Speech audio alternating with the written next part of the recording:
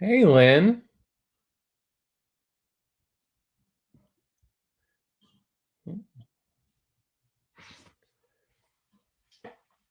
Woohoo. Some people are starting to join.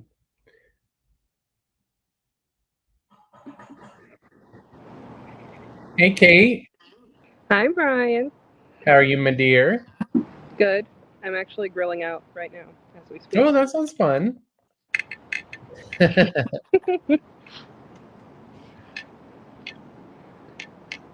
Like, Lynn is joining us in the chat. I see her little picture. Hi, Lynn. We'll give just another minute or so. Mm-hmm. Does it feel nice to finally be home and able to relax a little bit? Oh, yeah. I love the show so much, but I'm like, oh my gosh, it's an evening. And I'm in my own house. Yeah, I definitely appreciate. Hey, Charlene Dubin is here as well. Right on. She came to see the show today, and she's in Ernest. Ooh. Yes. That'll be fun. I'll be there to see Ernest. Yeah, I'm very excited for that show as well. I've never used StreamYard before. I love this. Oh, it's very fun. It's like so much less clunkier than like Zoom.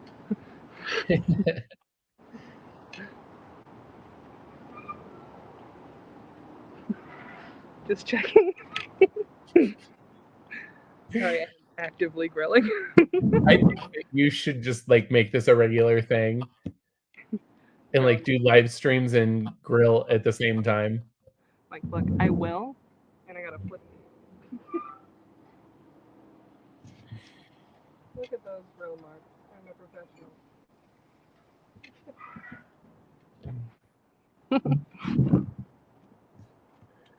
Fun times.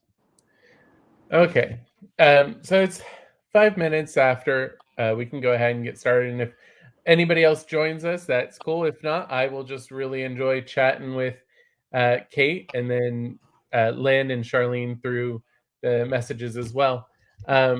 So for anyone watching this later, I'm Brian Palmer. I'm executive director at Ethereal Jest Arts Council. I also directed this production of Holier Than Thou, as well as the staged reading that we did back in January at Curtain Players, and then we also I also helped work on the table read that we did back January of 22, which I can't believe it's been that long since we started working on since I started working on this with Matthew. He started working on it multiple years before then and had done multiple Zoom table reads of it to get it to where it is today. So I would like to start by asking you a couple questions, Kate. First of all, what were your initial thoughts of the show when either from our original conversation about it or when you first got a chance to read the script? From our original conversation, I did not know what to expect of it because you're just talking like it's like a church family, and then there's like this subplot, and it was just very like I was like, okay, I need to read it, and it's like okay, so what I'm hearing is I need to read it, and then I did, and I remember because I couldn't do it all in one because I started reading it, and I'm like, oh, I have to go to bed, I have something important in the morning, so I read like the first half of the script and was like, it's going to be a murder mystery, and then I read the second half and I was like, this is like way like took so many left turns that even I didn't expect, and I like read scripts all the time. Like Yeah, I didn't expect there to be that many layers to what's going on. And agreed. it reads so well also because like reading it I had a better grasp on the timeline than I did when like we first started rehearsing it. Cuz I was like, when is this happening? I remember the picnic in the script. Yes, I definitely I agree with that. It's definitely come through multiple iterations over the years. From January to this version, he cut about an hour off the show. And with the one that we did back in January, there was a lot of repeated information um, over and over, which by cutting that out alone, it was able to more streamline it. But one of the conversations that he or feedback he was getting a lot from the very beginning was that people were finding the timeline confusing to keep track of. Mm-hmm. Luckily, in this production, from the suggestion that you and Jeff gave about adding the projections to keep track of the month, I thought really helped. And from what everyone has been saying over the course of the weekend, seemed to really help illustrate that as well. As I also just like the aesthetic Right. of Mm-hmm. having that text up there because that um, to me made it feel modern. It made it feel today, like it's something that is currently going on because it had the tech side of today's experience as well. Um, Other than the timeline, what would you say was the one thing that like really caught your attention the most from from the show?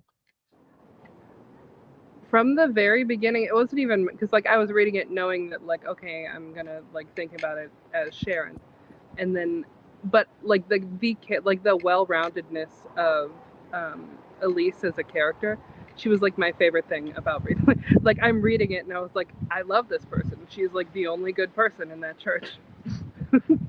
And I mean, yeah, that's on purpose. But I just remember reading it and just like being like fascinated. But like, this is just such a well like thought out and grounded character. Because I love reading scripts, and I especially love characters that have depth in that way. Mhm. Yeah, and it's been fun watching when we did the table read back in 22. Lynn, who played Elise this weekend, she actually read for Virginia. And then when they did the staged reading at Shadowbox, the upfront space there, she played Elise. And then when we did the curtain, she did Elise and has been Elise since then, and has definitely just brought um, a lot of the charm and humanity that Lynn just possesses as a person, she's lent to the character and has just helped make Elise such a well-rounded um, character, which is for experienced playwrights, it's difficult to be able to have such three-dimensional characters, let alone I personally feel like the vast majority of the cast, the characters are very well shaped and well defined. Charlene in the comment says that she also thought that the screen was effective and that churches often use screens behind the worship team and it fit right in. Thank you very much. That was honestly part of what kind of inspired the idea as well. And we tried to run that through the pre-show, intermission, post-show music, have it being instrumental, traditional hymns, and we had talked about creating like offering envelopes to be able to have feedback and response forms in them to continue with the whole feel of it. But time being what it is, Yeah. we don't always get to do everything, but we might and bring that back when we eventually get to do the fully staged version. I do love that idea. Lynn commented that she feels it's been an honor to play Elise. And so that brings me to another question for you. Have you ever worked? I know that you wrote a show yourself in college, but outside of that, have you ever worked on an original show before? Yeah, actually, this past March, I worked on Normies, which was an original drag fantasy Yeah. musical. I was I originated the role of DJ, which was really fun because I hadn't been with it through the writing stages, but I'd heard about it from the writers. They're like, we have this really cool thing, and we think it's finally going to happen. And it was really cool because when you start out with a piece like this or like that, Mhm. sometimes you're the reason something changes, and I love that idea because I like the character that I played there now has like a New York accent, and the gimmick is that she smokes. That was not there. That was me being like, "Can I do this?" Yeah, I will agree. This is the second original show that I've directed, and to be able, because normally, for those who don't know, when you're working on a show that's through a traditional publishing house like Concord or Dramatic Publishing or Dramatists, that those scripts are copyright and they're locked in, and you cannot make any changes to the text without getting written permission to do so. So, but in this context, the fact that we had direct access to the playwright, if lines weren't working or if there was a situation, we were able to go directly to Matthew to talk about ways to resolve any issues with the script or being able to make changes. And a lot of times, with it's gotten to a point now where a lot of the changes are just very small, like changing a word here or a word there. And speaking of the devil, Matthew is now with us as well. Hi.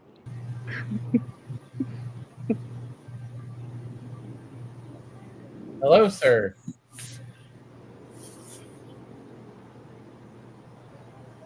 I don't know. It's not working. Oh no.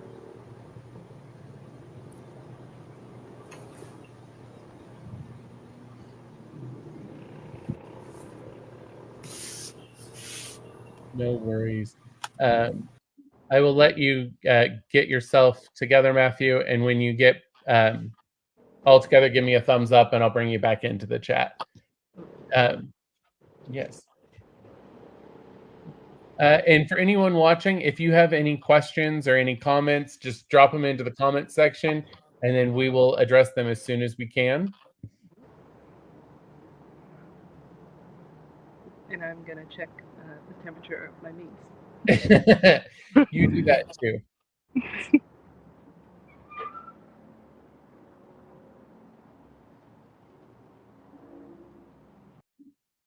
There we go. Okie dokie.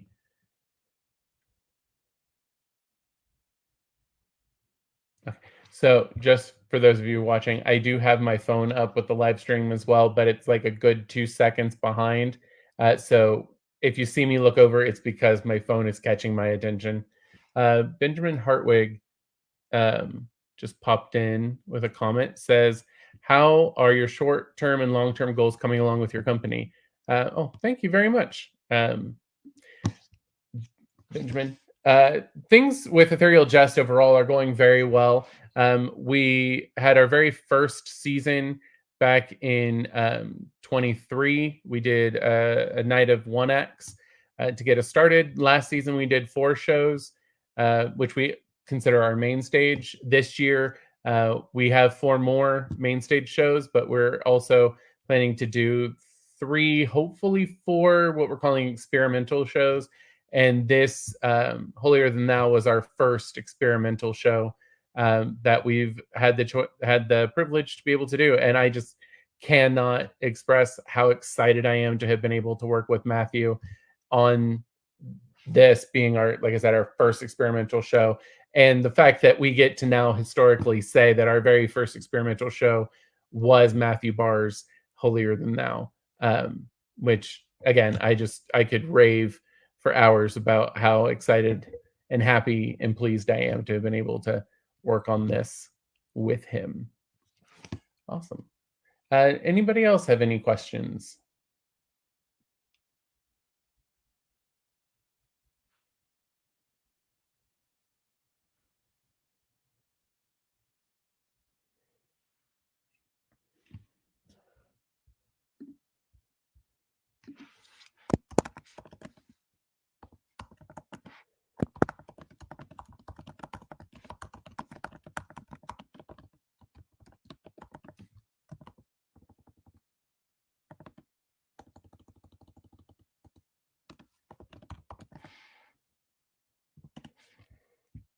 Okay. Kate's back with us. Okay.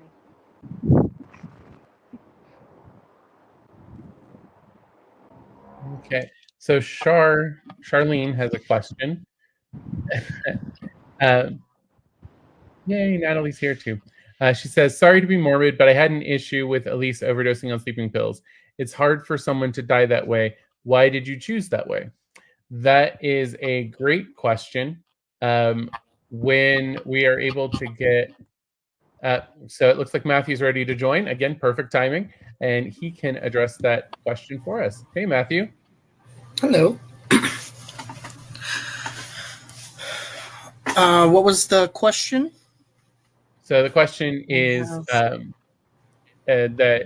issue. Charlene had an issue with Elise overdosing on sleeping pills and said that it's hard for someone to die that way. Why did you choose that way as opposed to another way for her to pass? I actually know somebody personally who came very, very close and was fortunate not to. So if it's difficult, it is still possible.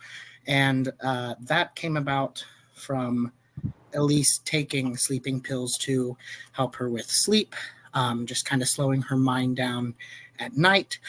So it's the end of the day. The picnic has ended and she's just out under her tree. There were ideas in earlier drafts that maybe she's been slipping some throughout the day in her lemonade, but towards the later drafts, it's just at the very end, she's out under her tree reflecting, and that's when it happens. There's no specific reason for why this and not another way, but it is possible. It has happened to people in the past, so to me it was within the realm of possibility to include in the show. Cool. It's always fun and interesting to get to hear the behind the scenes, the what inspired this, what inspired that. And I will say that in the limited amounts of writing that I have done, I have learned that some things like this, there is a reasoning behind it. There is a deeper meaning, a deeper background to that. But sometimes writers write things because they just sounded good, or they just had an image that they wanted to convey, and that was the best way to do it. I remember in high school, one of my classmates in English said, sometimes a river is just a river. It's not always a metaphor. And with that, I do want to bring Natalie Keller-Periano on, who played Virginia this weekend. Mhm. Welcome, Natalie. Now, Natalie played, so Carol just popped in. She said, felt that it was appropriate for her character, a very gentle soul who was just tired. It was a peaceful end for her, I think. I think that is a very apt way to take that. Charlene also jumped back in and said thank you, and the reasoning made sense, which was wonderful. So for those of you who didn't get a chance to see it, Natalie played Virginia, and Kate played Sharon, and Virginia and Sharon are two of the church ladies. Virginia used to be the leader of the children's department or ministry, and Sharon now leads the ministry. Would you two agree that the relationship between Virginia and Sharon is cantankerous? Yes. That's pretty obvious, yes. So from witnessing you guys in rehearsal and backstage and throughout the production process, it's clear that you two as offstage get along very well and thoroughly enjoy each other's presence. What's it like to get to play two characters on stage who just do not like anything about each other? Go ahead, Kate. Yeah.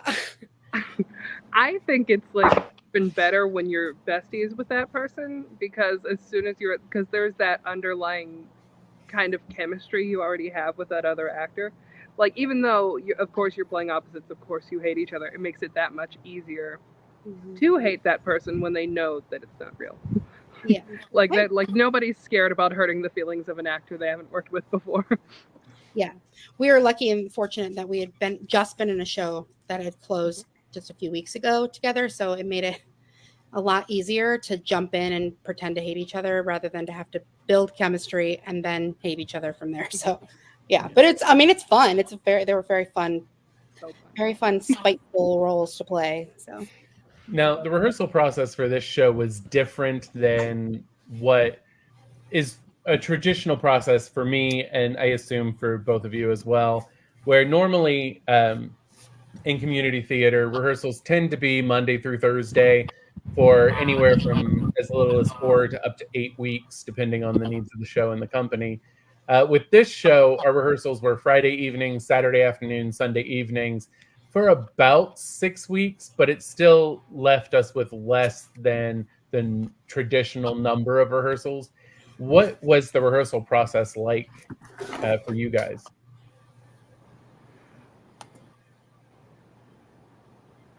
Well, for me, it was nuts because I'm used to the weekday rehearsals.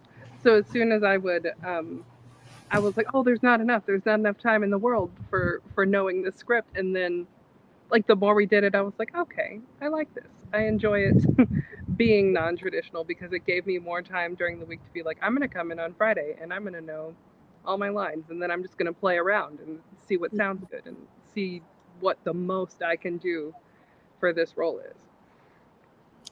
Yeah, I think I was very concerned about the shortened schedule before I started rehearsing, but part of that was that I was just coming off another show with Ethereal Jest, and I was wondering how I was going to memorize lines like all at the same time.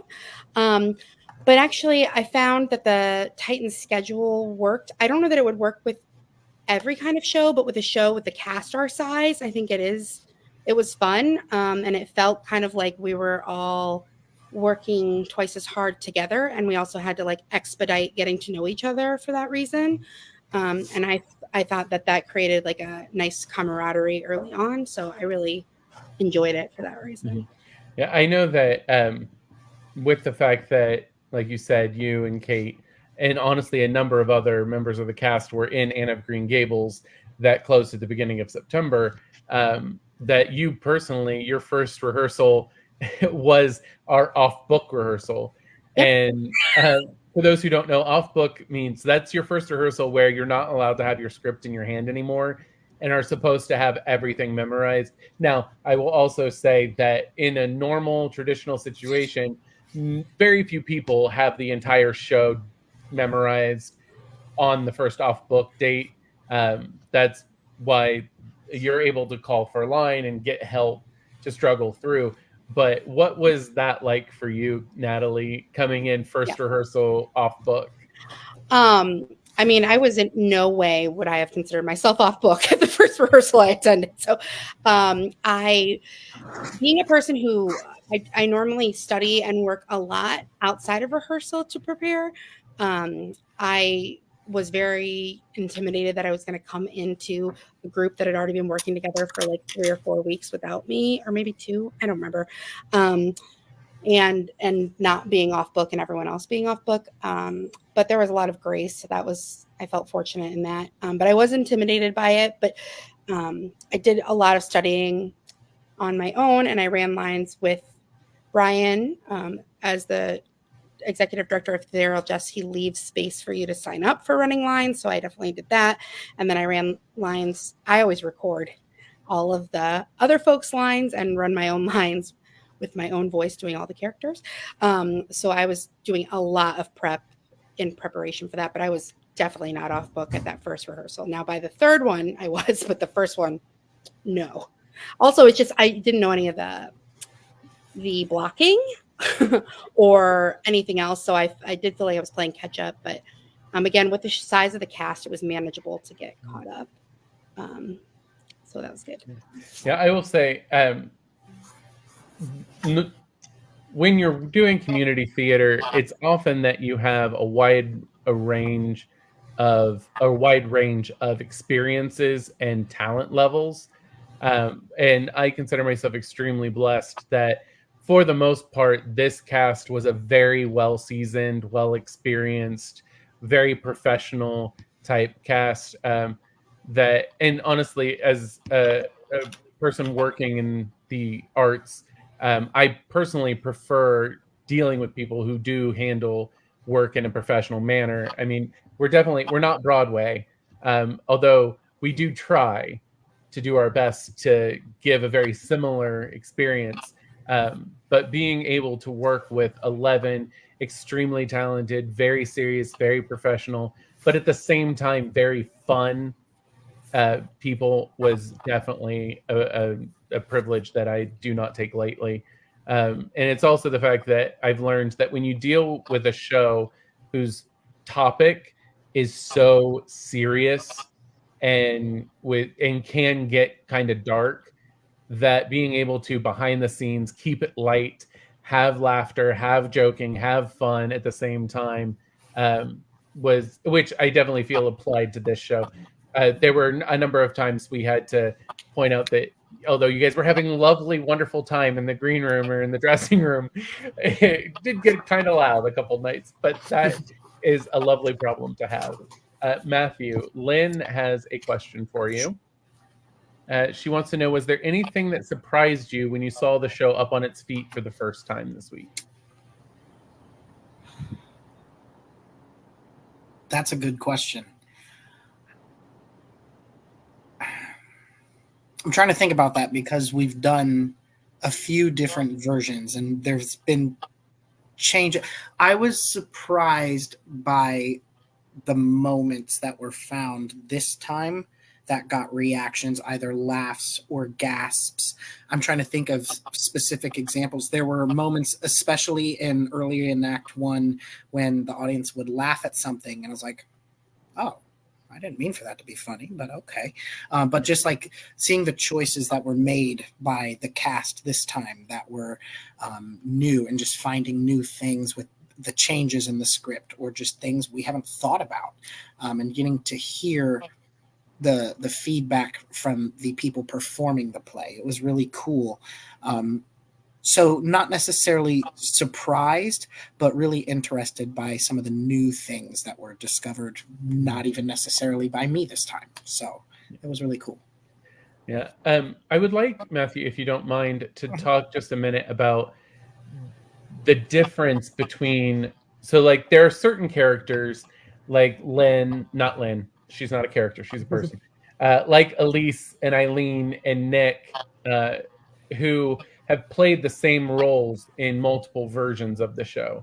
And then you have people like Natalie and Kate and Steven and Ryan, who this is their first time taking on one of these roles. So you've been able to, one, hear the same actor do the same part in multiple different variations, but you've also got to hear the same character done by multiple different performers in different variations.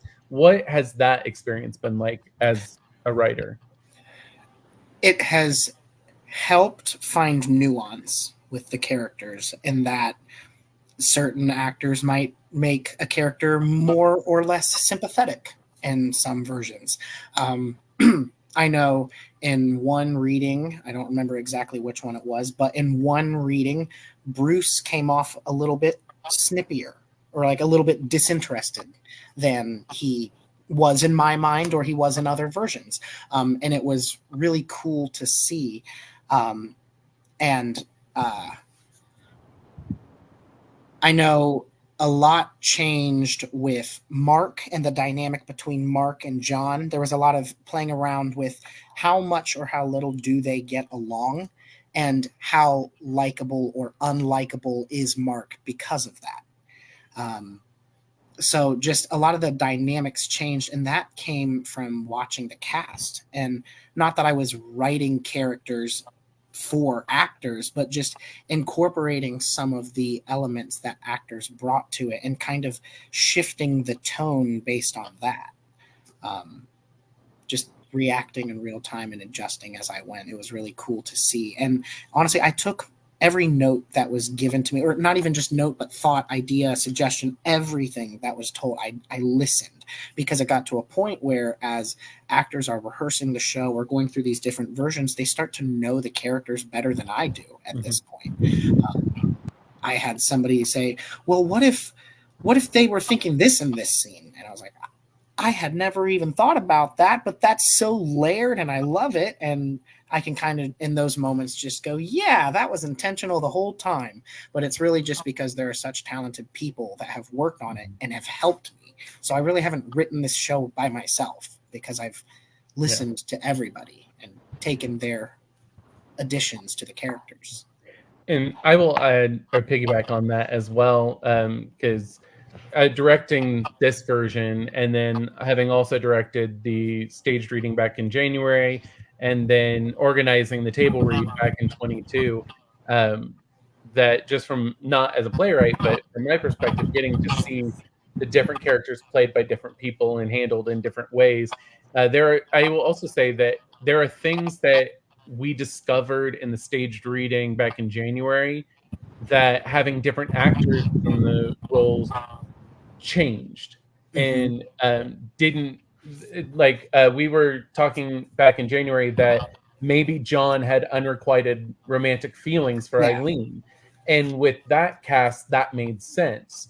But then with the cast from the performance this weekend, I brought it up again. I was like, hey, do you think, and this cast was like, no, I don't think that, and they're right, with this cast it didn't make sense.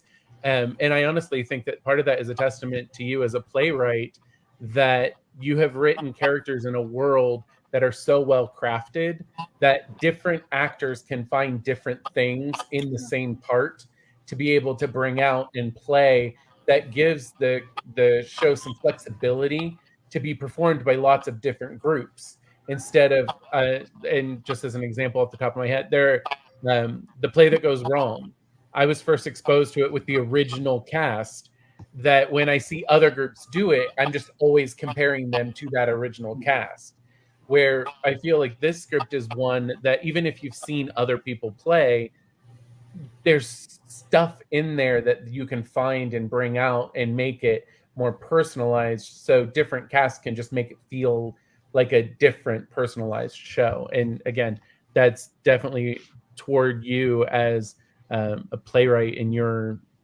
talents as a writer. So kudos. Thank you. So Natalie or Kate, do either of you guys have any questions from either Virginia or Sharon's perspective, or just as yours as a performer, that you would like to take this opportunity to ask playwright? Yes. Who performance did you like better, mine or Kate's? Ooh. I'm just kidding. Fight it out, and I will let you know based on who wins that. No, I'm kidding. I'm kidding. No, I don't think so. I mean, I'm fascinated by the trajectory that the story has taken, where it was meant to be like a campy murder mystery, and that it has become like a drama that has like definitely notes of humor in it, which I think make it like palatable, because like I love a drama, but I feel so deep that I can like get really worked up. So I love that there are moments that of levity in it, and that you allow for that. But I am really fascinated with how you got it to a place of actually the story is not camp. It's not a murder mystery. There's an element of whodunit, sort of, but I wonder, like, how did you decide that actually this is the story that needs to be told? So there's one big factor that went into that, and it's Elise. Elise was not in the first draft of the play. They just mentioned her. And I realized after the first reading that they talked about her so much, and she was so important to what they were talking about, that we needed to see her. So I started another draft, and I started adding her back in, but I wanted to keep the part of the story where she has already passed. So then I added her in flashbacks. And as her scenes started forming, I realized that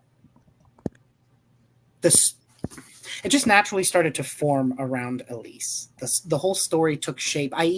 Some of the plot points changed. Like there was this whole element of a picnic where they're all in the backyard for this picnic in the summer, and the pastor has this meltdown, and it gets recorded, and the video gets leaked. There was a storyline that was deleted because it took away from the story with Elise. And just as more of it started to shift and be narrowed in and just fine-tuned, I realized that Elise was the heartbeat of the whole play. And so not all the choices, but it just started going in that direction, and her story just wasn't one that to me was supposed to be a spoof or anything campy. Like there were actually things to be said, and even in a farce or something like that, there can still be a message, obviously, but I felt like I was trying to say something and go in a certain direction with the Elise story that it was just worth shifting the entire tone. When I had the idea, it was, I want to write a whodunit, and I was raised Southern Baptist, so it'd be fun to write a whodunit in a Southern Baptist church. But then as the story shifted, that element was not the most important thing to me. So I'll write another whodunit someday, but this changed into something else. Yeah. Okay. Thank you. Yeah.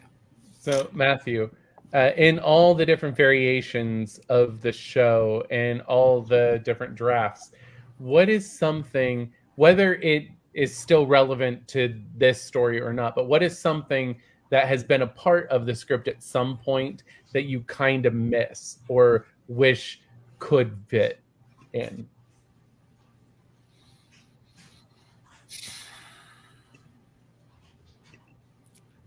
I have a few answers. Do you have something you're thinking of specifically? Well, there is one scene that I always loved, although I totally support and agree with why it's not in there anymore. Is it the burger? It is the burger. Yeah. Yes, the burger flipping scene was my favorite scene in the whole show. and it's not relevant to the story, and it doesn't make any sense in what it is now.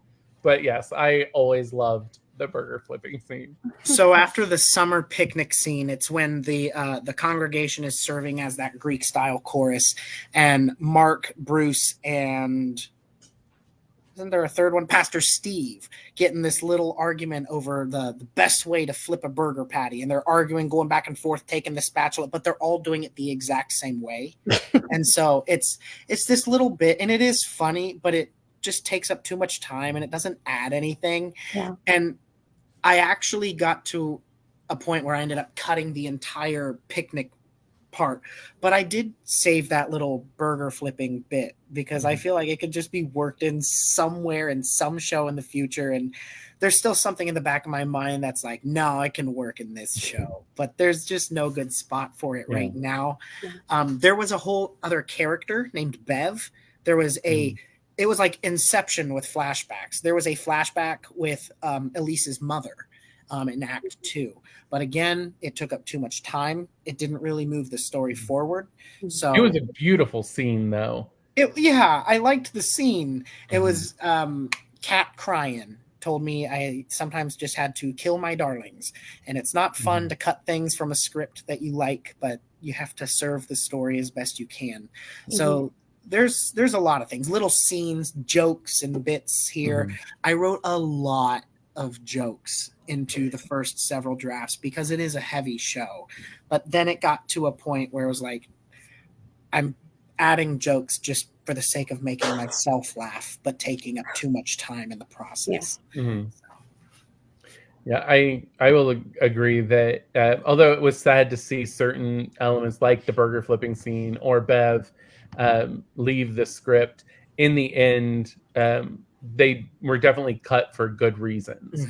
And what you have now is a much more streamlined, I think I mentioned earlier tonight with Kate, that from January to today, you cut almost an hour from the show. I cut an hour from the show, but there were some things that I cut that I realized this weekend that I didn't actually mean to cut. Like there's a line earlier in the show where Sharon says to Mark, life's not always fair, Mark. What are you going to do? Cry about it? So that in Act 2, when Mark says, life's not always fair, Sharon, what are you going to do? Cry about it? It's actually him being petty, but I cut that earlier line on accident. So I was like, oh, I mean, it still works, but that would have landed so much better. So I got to go through and make sure I didn't overcut just to try to save time. Because my way of cutting things was to literally cut it off the document, paste it somewhere else, rework things and move things around, and then go back and put things that I had taken out that I wanted back. And I missed a few things here and there. So I went a little slashing crazy with the cuts. But we'll always go back. There's more drafts. So, and this is something that I might already know the answer to, but my memory is worth nothing. So I might have forgotten it. Is this the first full-length real show that you've written, or have you written multiple other things prior to this? It's the first good show I've written. I have about 3 other scripts that I finished before this one, but this was the first one that I really had thought about and played. It's also the first one that I went back and redrafted. So I do consider this to be my first full-length play because it's the first one I put time into. Since this play, I have finished 2 other scripts and I'm working on another one. So it's my first that I finished all the way and the first that I've redrafted, but I have a couple things that I'm working on. I try to write in a few different mediums just to see what I like best and see what I can do. Now, and if you don't have an answer for this, perfectly fine. I just like to ask questions as they pop into my little head. As an emerging playwright, if there's anybody watching this who has thought about writing a show, but maybe is questioning whether or not they could or not sure if they should do it, what would you say is some of the the best advice that you wish you would have gotten when you first started writing? Don't worry about writing something good. Just worry about writing something you feel you can make it good when you write a second draft. Just put some words on a paper. This is not my quote, but I have always been told writing is rewriting, and it is so true. Mm-hmm. Just write something. Yeah, I full-heartedly agree. And find the metaphor in everything. You'll sound smarter, but really you're just talking in metaphors.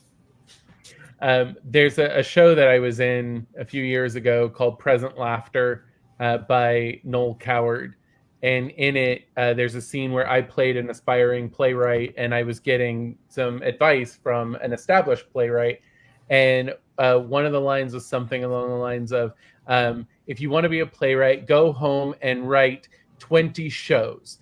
Throw them all away and start on your 21st one, and you might stand a chance of writing something good. That's what Holier Than Thou was. That's exactly what it was. Because I wrote my first script when I was in like 3rd grade. It was 4 pages, and it was about an elf, and it was not great, but I wrote it. So yeah, just write something. Yeah. What would you say? And I appreciate that looking back on a journey that you're nearing the end might put things in a happier or more rose-colored experience than when you were living it. But what would you say? Well, 2 questions. How would you describe the journey of developing this show?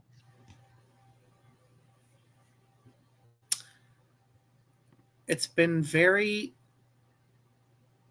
taken a lot of reflection. And I set out, when I started writing it, I knew that I was going to tap into a lot of things that I learned growing up and just pulling out some of the details of the types of people that I met and the setting that I grew up in. But I hadn't planned on reflecting so much about what I believe and how I feel and how I've been impacted by things. So it was almost therapeutic to write this show in a way that I didn't expect when I thought I was going to be writing a whodunit. So it was nice. I got to work through some things and just kind of realize what is important to me in terms of how can we make the world more kind and how can we listen to each other a little bit better. And just, there were a lot of lines, a lot of dialogue that I typed because it was something that I would want to hear. So just, I teach kids and they say, be the adult you needed when you were a child, but it's kind of the same with my writing. I'm like, write the things you needed to read when you were younger. And that's kind of what I've done here. So yeah, I wrote it for me. Yeah, I will say that throughout the course of the weekend, I had a lot of people stop me and talk about the fact that the people that you have put on stage in this world, that they recognized all of them. Mm-hmm. It's like, yeah, I grew up in a church just like this. I grew up with these people. I grew up seeing these situations. But at the same time, I will say that none of them feel like a stereotype or like a token character. It feels like a wholly unique group of people, but in a very familiar world. Yeah. It was always really important to me for people to feel like they were seeing something familiar, but not to feel like I was poking fun at it or criticizing anything. So I just wanted to write real people that everybody knows. Yeah. It's kind of the end of it. And I will say that I personally feel like you've done a very good job of creating a world where it doesn't feel like you're making fun of the religion, and it doesn't feel like you're making any judgments, on if religion is good or bad or somewhere in between, that you're only making a commentary on the people of the religion, because you have some people like Sharon and Virginia who seem to be more focused on themselves and what they can get out of the church. And then you have people like Elise and Isaac and Pastor Fudge, who are very focused on being good people, of living their faith, of doing the best they can in the world in which they find themselves. And again, I acknowledge that is not an easy task, but you have done it brilliantly. And it's, I don't get this excited over a lot of projects that I get to work on, but there were many nights in rehearsal where I would forget to write notes because I was just enjoying this cast work on this story. That it's just been such a privilege to work on. Thank you. Yeah, can I add on that? I think what's interesting about the show is the setting is a great setting for the story, and I could see this being set in a PTA or at a country club, so like for me, having not grown up in the church, like of course there's those themes are in there, but I feel like you could tell this story in a lot of different contexts, and it's really just about people, right? And how we relate to one another, and what we prioritize, what we value. So I feel like what I like about it is, even though I don't have any religious background, I related to it immediately, other than when Brian was like, and you will be having communion that you'll be pouring. I'm like, nope, I don't know what that is. We changed that. But yeah, so I really like that. Actually, it could be relatable even if you have no relationship with a church setting. Thank you. Yeah. That was something that I wanted to try to make sure that I was focused on, is that if you are a religious person, you can go to a play and feel like you're watching it and not feeling like I'm disrespecting anything. But if you're not religious, I want you to be able to go and not feel like I'm preaching at you either. So that was always a balance I was trying to keep. Yeah. One of the big ideas for me that I tried to carry throughout while I was writing it was this idea that no matter how you feel, I'm not, there's no issue here with theology. I have no issue with that. It's just, let's all just be nice to each other. And that was something that I kept in my mind as I was writing it, and trying to make sure that I was writing it authentically but respectfully. Yeah. Welcome back. Well, thank you. So bringing it back to our audience, is there anybody who has any additional questions or thoughts or comments? Yeah, we're coming up on almost an hour. Oh, wow. It's incredible how quickly that went by. Yeah, I was having like internet problems for a while. Matthew, is there anything else that you would like to say or share with us as we wrap up for the evening?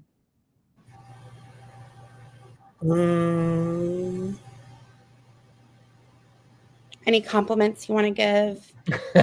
Yeah, I thought the actress that played Sharon was really, really good. No, I'm just kidding. I'm just kidding. He is really, really good. Everybody was really, really great. I was really happy with it. And for everybody watching who wasn't in the cast, I did not meet all of the cast until I came to the show. It was important, not important. We thought it would be a good idea for me to come experience the show for the first time at the show. And that kind of gives the production crew a chance to... Brian, how do we want to explain this? Like, how do I explain this the best way? It was in the conversation that we had about it, was because the primary purpose of this version or this production of this show was to help you as the playwright be able to identify areas that still needed addressing, to get it to its finalized, ready for a fully staged meet the world premiere state.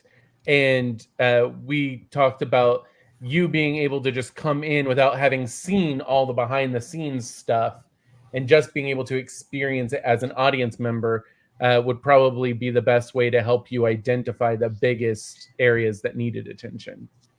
Yes, thank you.